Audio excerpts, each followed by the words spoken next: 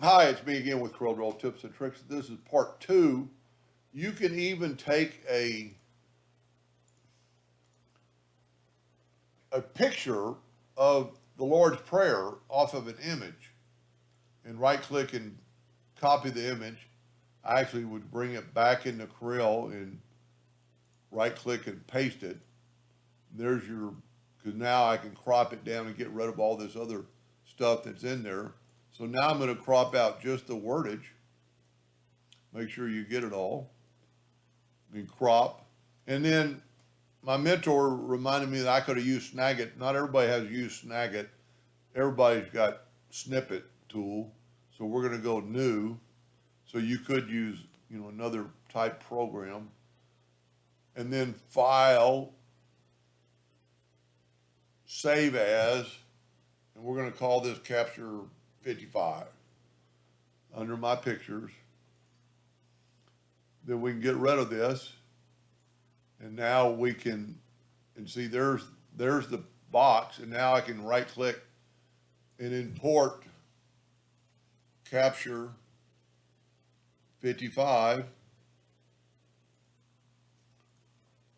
And, well, I didn't, sorry, I left out a step. I didn't go to Bling. So we're going to go to, like we did earlier, go to Bing, I guess it is, and then browse that capture 55.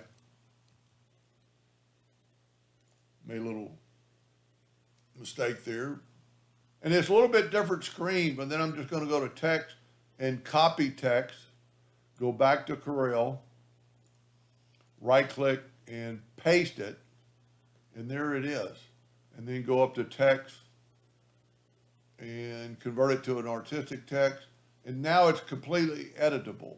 And we can, take out the spot. You can actually see where this is right justified. You can right justify it.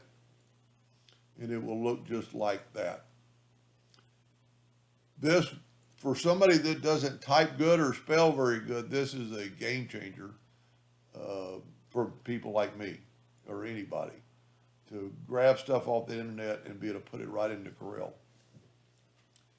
I hope that helped. Thank you for watching.